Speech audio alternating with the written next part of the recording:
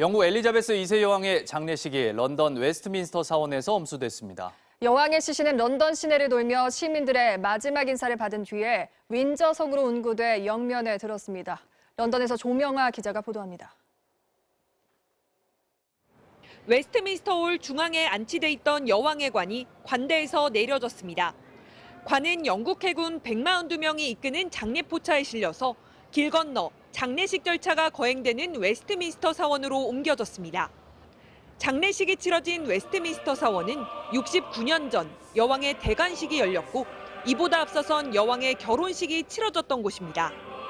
여왕의 마지막 행적에는 찰스 3세 국왕과 윌리엄 왕세자, 해리 왕자 등 왕실 가족들이 함께했습니다. 또 조 바이든 미국 대통령 등 약 90명의 주요 정상들이 자리했습니다. 장례식에는 200여 국가를 대표하는 정상과 왕족 500여 명 등 외빈 2천여 명이 참석했습니다. 외빈들은 장례식에 앞서 여왕의 관을 조문하기도 했습니다. You were fortunate to have had her for 70 years. We all were. The world's better for her. Thank you. 장례식이 끝난 뒤 여왕의 관은 생전에 거처했던 버킹엄궁 일대를 행진했습니다. 여왕은 런던 시내 2km가량을 돌며 길가에 운집한 시민 수백만 명과 마지막 인사를 나눴습니다. 마지막 행진이 진행되는 동안 런던의 명물인 시계탑, 빅벤은 1분마다 울렸고 하이드파크에서는 예포를 발사했습니다. 이후 여왕의 관은 운구차로 장지인 윈저성으로 옮겨졌습니다. 오후 4시부터는 윈저성 내 세인트 조지 예배당에서 800여 명이 참석한 가운데 예식을 치렀고 지하 왕실 납골당으로 내려져 74년을 해로한 남편 필립공 옆에 영원히 안장됐습니다. 런던에서 MBC 뉴스 조명아입니다. 윤석열 대통령도 김건희 여사와 함께 여왕의 장례식에 참석했습니다. 한편 외교 홀대 논란에 대해 대통령실은 확인되지 않은 말들이 정치에 활용된다며 유감을 표했습니다. 이기주 기자입니다. 대통령실은 이른바 윤석열 대통령의 조문 홀대 논란과 관련해 확인되지 않은 말들로 내부 국내 정치를 위해 활용되는 건 유감이라고 밝혔습니다.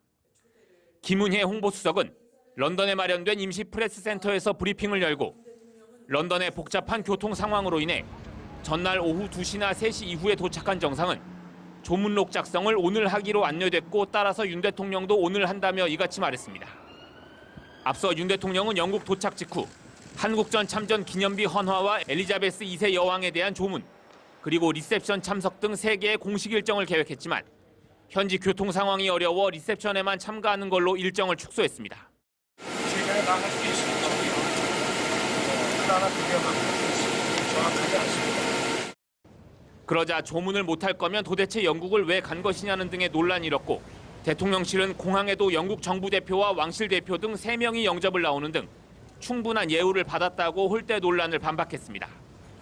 영국 왕실은 윤석열 대통령 부부가 외교 일정을 조정하면서까지 먼 곳에서 와준 데 대해 깊은 감사의 뜻을 표하면서 차량과 의전에 각별한 예우를 표했습니다. 하지만 다른 나라 정상들 중에는 걸어가서 조문을 한 사례도 있고 특히 미국 대통령과 일왕은 미리 도착해서 조문을 한 만큼 이번 영국 방문의 핵심이었던 조문 일정을 사전에 꼼꼼하게 조율했어야 한다는 비판이 일고 있습니다. 결국 윤 대통령은 장례식에 참석한 뒤 자유와 평화의 수호를 위해 힘써오신 여왕님과 동시대 시간을 공유할 수 있어서 영광이었다는 내용의 조문록만 뒤늦게 작성해야 했습니다. 야당은 외교 참사라고 목소리를 높였습니다. 왜 다른 나라 정상들은 가능한데 왜 대한민국 대통령만 불가능한 것입니까? 윤석열 정부가 시작한 지 4개월에 불과한데 외교 참사가 계속되고 있습니다. 윤 대통령은 뉴욕으로 출발하기 전에는 영국의 한국전 참전용사 협회장에게 국민 포장을 수여하고 희생과 헌신에 감사의 마음을 전했습니다. 1박 2일간의 짧은 영국 방문 일정을 마친 윤석열 대통령은 유엔 총회가 열리는 미국 뉴욕으로 이동합니다. 런던에서 MBC 뉴스 이기주입니다. 국민의힘이 오선의 주호영 의원을 새 원내대표로 선출했습니다. 하지만 예상과 달리 과반을 겨우 넘겨 당선되면서 윤핵관에 대한 집단적 반발이라는 평가가 나오고 있습니다. 유충환 기자입니다. 전직 비대위원장이었던 오선의 주호영 의원과 지난해 말 국민의힘에 들어온 재선 이용호 의원의 대결. 결과는 예상 밖이었습니다. 106명의 의원이 참여한 투표에서 주 의원은 61표로 간신히 과반을 넘겼고 이 의원은 무려 42표를 얻어 두 후보 간 표 차이는 19표에 불과했습니다. 사실상 추대의 모습을 기대했던 주 원내대표의 표정은 무거웠습니다.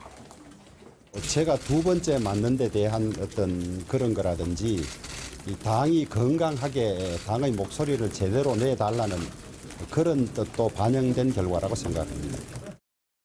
앞서 이용호 의원은 정견 발표에서 권성동 전 원내대표가 주호영 추대론을 밀어붙인다며 강하게 비판했습니다. 윤심 인지 우리 권심인지 잘 모르겠습니다. 그런 거 있어도 안 되고 있을 수도 없다고 생각합니다. 요즘에 초등학교 반장 선거도 선생님 의중 따라서 가지 않습니다. 이 의원의 예상 밖 선전에 대해 당내 중진 의원은 MBC와 통화에서 한마디로 윤핵관에 대한 반발이라고 평가했고 한 초선 의원은 윤핵관과 대통령실, 최근의 당내 혼란에 대한 평가가 다 합쳐진 것이라고 해석했습니다.